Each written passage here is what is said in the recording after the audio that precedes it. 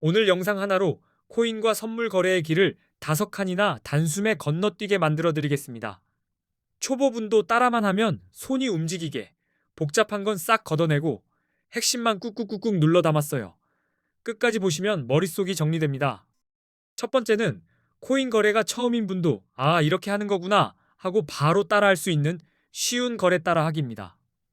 주문 넣고 포지션 잡고 정리하는 흐름을 손가락 동선처럼 알려드릴게요. 두 번째는 네이버 코인 커뮤니티에서 한때 뜨겁게 돌았던 이야기, 300만 원으로 1억 8천만 원을 만들었다는 중학생 단타 방식의 흐름을 해부해 보겠습니다. 그대로 복부타라는 게 아니라 어떤 논리로 짧게 치고 빠졌는지 구조를 잡아드립니다. 세 번째는 거래할수록 피처럼 새는 거래 수수료를 최대한 깎아먹는 꿀팁입니다. 수수료는 실력이 아니라 설정에서 먼저 결정되는 고정비라서 한번 제대로 맞춰두면 매매할수록 체감이 커집니다. 네 번째는 AI를 활용해서 하루 50만 원씩을 목표로 매일매일 단타 수익을 노리는 방법입니다. 감정이 흔들릴 때도 규칙을 붙잡게 해주는 도구로 쓰는 감각을 쉽게 풀어드리겠습니다. 다섯 번째는 첫 거래에서 내 돈 입금 없이도 시작하게 해주는 가입 이벤트로 100달러를 받고 코인 거래를 배우는 방법입니다. 연습비를 내가 내지 않고 거래소가 쥐어주는 첫 장전으로 시작하는 느낌입니다. 이 영상의 고정 댓글에는 수수료 최대 할인 꿀팁과 100달러 받고 가입하는 방법 링크를 한 번에 정리해 두었습니다. 영상 보다가 메모하기 귀찮으시면 고정 댓글만 딱 저장해 두셔도 됩니다. 다만 가입 이벤트로 받은 100달러만으로 바로 10억을 만드는 건 현실적으로 어렵습니다. 그래도 100달러로 내 돈을 넣지 않고 코인 거래를 공부해 볼 수 있고 레버리지를 잘 맞추면 몇백만 원도 노려볼 수 있으니 시도해 볼 만합니다. 특히 초보일수록 돈을 지키며 배우는 비용이 제일 비쌉니다.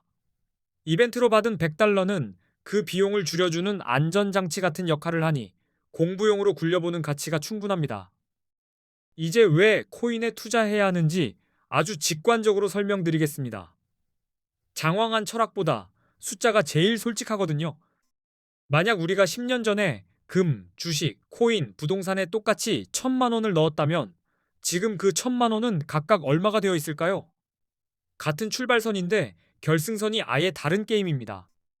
코스피 지수가 10년 전에 비해 약 2.66배 올랐다고 가정해 보겠습니다. 그래서 2016년에 1,000만 원을 지수 추종형 주식에 넣었다면 현재는 대략 2,660만 원 정도가 된 셈입니다. 2016년에 1,000만 원으로 금을 사두었다면 약 233.5g을 보유했을 겁니다. 그리고 2026년 기준으로 계산하면 그 가치는 대략 5,160만 원 정도까지 뛴다고 보시면 됩니다.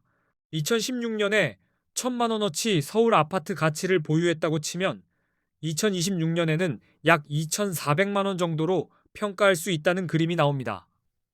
오르긴 해도 체감 수익률은 생각보다 차분할 수 있죠. 그런데 2016년에 1,000만 원어치 비트코인을 샀다면 2026년에는 26억 원 이상이 되는 막대한 수익률이 나옵니다. 한 번에 믿기 어렵지만 그래서 사람들이 코인을 변동성의 괴물이라고 부릅니다. 이 숫자만 봐도 우리가 바보가 아닌 이상 왜 코인에 투자해야 하는지 감이 오실 겁니다. 기회는 조용히 오지 않고 수익률로 크게 고함을 치니까요. 더 좋은 점은 코인이 오를 때만 돈 버는 구조가 아니라는 겁니다.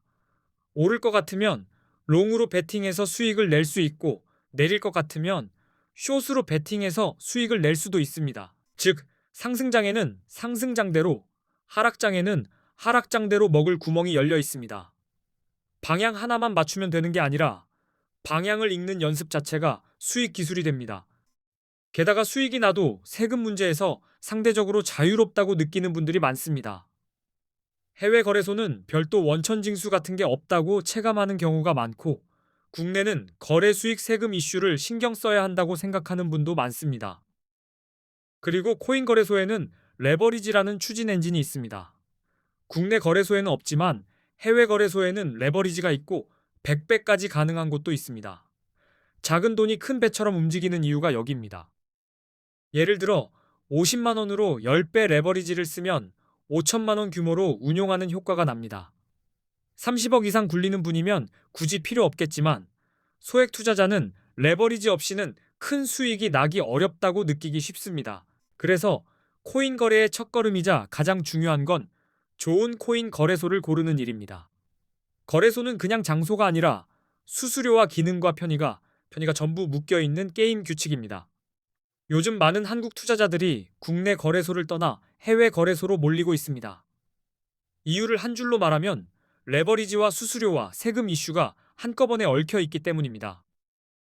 첫째 이유는 레버리지입니다. 국내는 레버리지를 막아둔 반면 해외는 100배까지 열려 있습니다. 50만 원이 5천만 원처럼 움직일 수 있으니 다들 해외로 향하는 겁니다. 둘째 이유는 수수료입니다. 국내보다 해외 거래소의 수수료가 훨씬 저렴한 편이라 같은 매매를 해도 수익이 더 잘 남습니다. 수수료는 눈에 안 보이는데 계좌에서 제일 크게 울립니다. 셋째 이유는 세금입니다. 해외 거래소에서는 세금이 없다고 느끼는 분들이 많고 국내 거래소에서는 거래 수익에 대한 세금을 내야 한다고 생각하는 분들이 많습니다. 이 차이가 심리적으로 해외 쪽으로 당깁니다. 한국인들이 가장 많이 이용하는 해외 거래소, 그리고 가입 시 $100 지급 이벤트를 하는 곳 정보는 고정 댓글에 적어두었습니다. 영상만 보고 나가면 아깝고 고정 댓글까지 보고 나가셔야 완성입니다. 이제 수수료가 얼마나 무섭게 돈을 갉아먹는지 예시로 확 때려보겠습니다. 대형급 거래소에서 흔히 보이는 거래 수수료가 0.055%라고 했을 때를 상상해 보세요. 1,000만 원으로 단타를 치고 15배 레버리지를 쓴다고 가정하면 수수료는 내 돈이 아니라 포지션 규모를 기준으로 계산됩니다. 그래서 1회 거래 수수료가 22만 원처럼 튀어나올 수 있습니다. 하루에 10번만 거래해도 수수료가 220만 원입니다. 10번의 매매가 10번의 승부가 아니라 10번의 통행료가 되는 셈이죠. 수수료가 큰 곳에서는 절대 이길 수 없는 싸움이 됩니다. 그래서 수수료가 저렴한 거래소를 이용하셔야 합니다. 같은 실력이라도 수수료가 얇으면 숨구멍이 생기고 수수료가 두꺼우면 시작부터 지고 들어갑니다. 이제 A 거래소와 대형 거래소 4개를 비교해 보겠습니다. 기준은 수수료가 얼마나 저렴한지, 거래가 얼마나 간편한지, 한국어 지원이 되는지, 레버리지가 몇 배인지, 원화로 바로 입금 가능한지입니다. 먼저 거래 수수료부터 말씀드리면 A 거래소는 0.01%입니다. 바이비트는 0.005%, 비트겟은 0.06%, 바이낸스는 0.04%로 알려져 있습니다. 숫자 차이가 곧 체감 차이입니다. 수수료는 한 번만 내는 게 아니라 들어갈 때 나갈 때 계속 따라 붙습니다. 단타를 많이 할수록 수수료는 눈덩이처럼 커지니 처음부터 낮은 곳을 고르는 게 가장 빠른 절약입니다. 한국어 지원은 A 거래소가 24시간 한국어 상담이 가능합니다. 반면 바이비트, 비트겟, 바이낸스는 한국어 상담이 불가능하다고 보시면 됩니다. 초보일수록 언어가 막히면 버튼 하나도 공포가 됩니다. 레버리지는 A 거래소가 200배, 바이비트가 100배, 비트겟이 125배, 바이낸스가 125배입니다. 같은 파동을 타도 배율이 다르면 손익 그래프의 굵기가 달라집니다. 원화 입출금은 A 거래소는 가능하고 바이비트와 비트겟과 바이낸스는 불가능합니다. 한국 돈으로 바로 넣고 빼는 편의성에서 차이가 나고 이 편의가 결국 매매 속도를 좌우합니다. A 거래소가 어디인지 그리고 가입 이벤트로 $100를 받는 방법은 고정 댓글에 정보를 적어두었습니다. 수수료 할인 방법도 같이 있으니 고정 댓글을 한 번에 정리해보세요. 이제부터는 언제 롱을 잡고 언제 숏을 잡아야 하는지 설명드리겠습니다. 비트코인 같은 암호화폐는 변동성이 커서 타이밍이 늦으면 수익이 아니라 멀미가 먼저 옵니다. 먼저 개념부터 간단히 잡겠습니다. 롱 포지션은 가격이 오를 거라 보고 매수의 상승에 베팅하는 것입니다. 숏 포지션은 가격이 떨어질 거라 보고 하락에 베팅하는 방식입니다. 두 기어를 상황에 맞게 바꾸는 거죠. 롱 포지션은 비트코인의 가격 상승을 예상할 때 진입합니다. 그때 중요한 신호는 상승 추세가 진짜냐입니다. 차트가 위로 걷고 있는지 아니면 잠깐 뛰는지 구분해야 합니다. 차트에서 강한 상승 추세가 보이면 롱이 유리할 수 있습니다. 여러 차례 고점을 높여가며 상승하고 저점도 같이 올라가면 시장이 위쪽으로 사다리를 놓고 있다는 뜻입니다. 기술적 분석에서 50일 이동평균선이 150일 이동 평균선을 위로 돌파할 때 흔히 골든 크로스라고 부릅니다. 이 신호는 강한 상승의 힌트로 해석되며 롱 진입을 고민할 만한 근거가 됩니다. 거래량도 같이 보셔야 합니다.